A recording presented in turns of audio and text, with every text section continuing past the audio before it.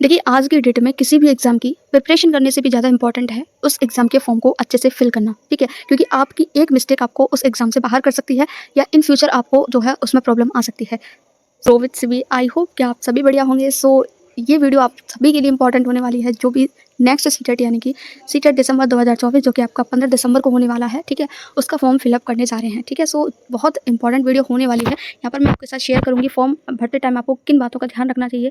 अगर आप क्या गलती करते हैं, बहुत से लोग देखिए गलती करते हैं, उनके कमेंट्स भी आए हुए हैं मेरे पास, तो मैं आपके साथ शेयर करूँगी कि ये गलतियाँ आप लोगों को नहीं करनी है, ठीक है? सीटेट का टारगेट स्कोर आपका क्या होना चाहिए, यानी कि 150 में से आपको कितना टारगेट करना चाहिए कि इतने मार्क्स हमें लाने चाहिए, ठीक है? तो वो भी लास्ट में हम डिस्कस करेंगे, ठीक है? उसके बाद फॉर्म भरने में जल्दबाजी नहीं करनी है आपको, ठीक है? देखिए, जल्दबाजी और जल्दी में अंतर होता है। जल्दबाजी से मेरा मतलब यहाँ पर है कि हड़बड़ाहट नहीं करनी है आपको। ठीक है, जब भी हम किसी चीज़ को जल्दबाजी में हड़बड़ाहट में करते हैं तो 100% हमसे गलती हो ही जाती है, ठीक है? सो ये चीज़ आपको जो है नहीं करनी है, जल्दबाजी नहीं करनी है, लेकिन फॉर्म को जल्दी भरना है, ठीक है? जल्दी से मेरा मतलब है कि आपका आज 2 से 3 दिन हो चुके हैं फॉर्म निकले हुए, ठीक है? तो आपको ज़्यादा डिले नहीं करना है, 1 से 2 दिन में ही फॉर्म फिल कर देना है। उसका क्या बेनिफिट है ये मैं आगे वीडियो में बताऊँगी। सो चैनल पर नए हो, चैनल को सब्सक्राइब कर लेना। वीडियो अच्छी लगे तो वीडियो को लाइक किए बिना बिल्कुल मत जाना, ठीक है? सो इस चैनल पर जो है मैं आपको ऑथेंटिक इन्फॉर्मेशन बिल्कुल प्रोवाइड करती हूँ। सीटेट से रिलेटेड स्ट्रैटेजी गाइडेंस सब कुछ मैं आपको यहाँ पे प्रोवाइड करती हूँ। For kind your information I want to tell you that I have already cleared CTET exam in my very first attempt. So आप लोग जो है मेरे ऊपर ट्रस्ट कर सकते हैं कि जो भी मैं आपको साथ शेयर करूँगी वो सब यहाँ पर जेन्युइन रहने वाला है, ठीक है? So without any delay start करते हैं। सबसे पहले बात करेंगे कि फॉर्म भरते समय आपको किन किन बातों का ध्यान रखना है। तो सबसे फर्स्ट जो इंपॉर्टेंट चीज़ है आपकी वो है यहाँ पर, देखिए जब भी आप फॉर्म फिल करो तो मोस्टली लोग क्या करते हैं कि कैफ़े वाले भैया से फॉर्म फिल करवाते हैं, ठीक है? तो जब भी आप वहाँ पर फॉर्म फिल करवाने जाओ तो उनका क्या रहता है, देखिए वो आपके फॉर्म पर फोकस क्यों नहीं करेंगे, है ना?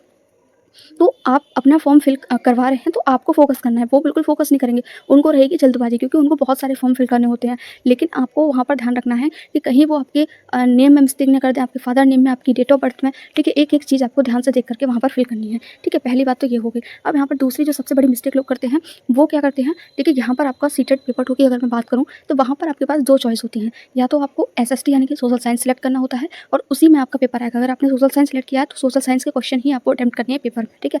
अगर आपने मैथ्स एंड साइंस चूज़ किया है फॉर्म भरते टाइम, तो आपको उसी के क्वेश्चन जो है पेपर में सॉल्व करने होंगे, ठीक है? तो ये चीज़ है, ये चीज़ अब यहाँ पर मैं ये आपको क्यों बता रही हूँ, ठीक है? तो ये मैं इसलिए बता रही हूँ क्योंकि लोग इस बात में गलती कर देते हैं, वो समझ नहीं पाते हैं। उनको ये लगता है कि हम मैथ साइंस या एसएसटी यानी सोशल साइंस में से कोई सा किसी को भी सिलेक्ट कर सकते हैं, लेकिन ऐसा नहीं है। अगर आप ऐसा करते हैं तो इन फ्यूचर आपको बहुत बड़ी प्रॉब्लम आने वाली है। देखिए, अगर आप देखिए, स्पेशली मैं टीजीटी की बात करूँ, वहाँ आप अप्लाई करेंगे तो आपका जो सीटेट है, ठीक है, सेकंड पेपर वो आपका जिस सब्जेक्ट में आपने ग्रेजुएशन किया है उसी सब्जेक्ट में मांगता है, ठीक है? तो मान लीजिए आपने बीए कर रखा है और आपने जो आपका जो फॉर्म है वो आपने मैथ्स एंड साइंस से फिल कर दिया है, तो ये फिर इस केस में जो है आप उस वैकेंसी के लिए अप्लाई नहीं कर पाएंगे। अब आप लोग ये सोच रहे होंगे कि ऐसा कौन करेगा, ऐसा करते हैं लोग और मैंने देखा है, मेरे पास कमेंट भी आया है, ठीक है? इसीलिए मैं आपके साथ शेयर कर रही हूँ कि ये चीज़ आपको नहीं करनी है। सिंपली 2 चीज़ बता रही हूँ, बस वो कर लेना। देखिए, बीए और बीकॉम, ठीक है? तो जिन्होंने बीए या बीकॉम में से कोई सी भी डिग्री कर रखी है, उनको जो है क्या सिलेक्ट करना है, एसएसटी यानी कि सोशल साइंस सिलेक्ट करना है। यही आपको पढ़ना है, इसी के क्वेश्चंस आपको पेपर में सॉल्व करने हैं। अब इसके बाद जो है जिसने भी बीएससी कर रखा है, ठीक है, तो वो जो है यहाँ पर मैथ्स एंड साइंस को सिलेक्ट करेंगे और मैथ्स एंड साइंस को पढ़ के जाएंगे। मैथ्स एंड साइंस के क्वेश्चन ही उनको पेपर में सॉल्व करने हैं, ठीक है? तीसरी इंपॉर्टेंट बात मुझे ये शेयर करनी है कि आप लोगों को लैंग्वेज बहुत ध्यान से पढ़नी है, ठीक है? लैंग्वेज के ऊपर मैंने वीडियो बना दिया है, अगर कोई भी डाउट है तो आप उस वीडियो को देख लीजिए, आपके सारे डाउट क्लियर हो जाएंगे। लैंग्वेज 1 लैंग्वेज 2 क्या है, मैंने अपना सजेशन भी दिया है कि आपको कौन सी लैंग्वेज सेलेक्ट करनी चाहिए जिससे आप जो है एग्जाम में अच्छा स्कोर कर पाएँ, ठीक है? सो यहाँ पर आपको जो है लैंग्वेज 1 लैंग्वेज 2 बहुत ध्यान से बननी है, ठीक है? ऐसा नहीं है कि किसी के भी सजेशन पे आप भर दो कि किसी ने कह दिया कि ये वाली लैंग्वेज भरनी चाहिए तो आप भर दें, ठीक है? तो हर चीज़ मैंने उस वीडियो में समझा रखी है, कल वीडियो अपलोड किया था मैंने, आप चैनल पर जाकर देख सकते हैं, ठीक है?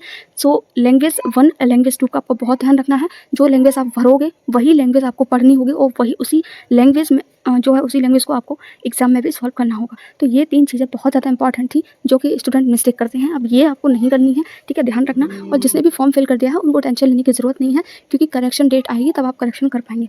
लेकिन जनरली होता क्या है कि हर चीज़ आप करेक्शन नहीं कर सकते हर किसी चीज़ का, है ना? इसीलिए ये चीज़ें मैंने आपके साथ शेयर की हैं। सिर्फ कुछ लिमिटेड चीज़ें ही होती हैं जिनका आप करेक्शन कर सकते हैं। सो अब हम बात कर लेते हैं सीटेट का टारगेट स्कोर क्या होना चाहिए। तो देखिए, सबसे बढ़िया स्कोर अगर मैं आपको बताऊँ जो आपका टारगेट होना चाहिए, ठीक है? जो अचीव होगा वो तो बात की बात है, वो तो हम एग्ज़ाम का लेवल और आपकी तैयारी कैसी है उस पर डिपेंड करेगा, है ना? लेकिन यहाँ पर जो आपका टारगेट होना चाहिए, टारगेट देखिए हमेशा हमको हमारा जो गोल होता है ना उसको अचीव करने में बहुत ज़्यादा हेल्प करता है। आपका जो टारगेट होना चाहिए वो 120 प्लस का रहना चाहिए, 120 प्लस। अगर आप इतना टारगेट लेकर के चलते हैं तो आप उसी के अकॉर्डिंग प्रिपरेशन करेंगे, और अगर आप उसके अकॉर्डिंग प्रिपरेशन करेंगे तो ईज़िली आप इस एग्ज़ाम को क्वालीफाई कर पाएँगे। क्यों कर पाएँगे? क्योंकि यहाँ पर अगर मैं बात करती हूँ देखिए जनरल कैटेगरी की, तो यहाँ पर आपको अगर 90 मार्क्स अगर आप ले आते हैं तो आप इस एग्ज़ाम को क्वालीफाई कर जाते हैं। अगर आप एससी, एसटी, ओबीसी कैटेगरी से हैं तो आपको 82 मार्क्स लाने होते हैं। ये मैं कई बार और पहले भी शेयर कर चुकी हूँ, ठीक है? इसमें कुछ नया नहीं है। तो यहाँ पर देखिए अगर आप ये 120 टारगेट करके चलेंगे तो ईज़िली आप 90 को क्रॉस कर जाएँगे, बहुत ईज़िली कर जाएँगे, आप 100 क्रॉस कर जाएँगे, ठीक है? अगर आप 120 जो है अपना टारगेट लेकर के चलते हैं, तो इतना टारगेट आपको लेकर के चलना है, क्योंकि जितना अब देखिए यहाँ पर मुझे एक बहुत इंपॉर्टेंट बात याद आ गई। मैं अब मार्क्स की बात यहाँ कर रही थी तो थोड़ा शेयर कर देती हूँ, ठीक है? जो ओबीसी कैटेगरी वाले स्टूडेंट हैं उनके लिए इंपॉर्टेंट है।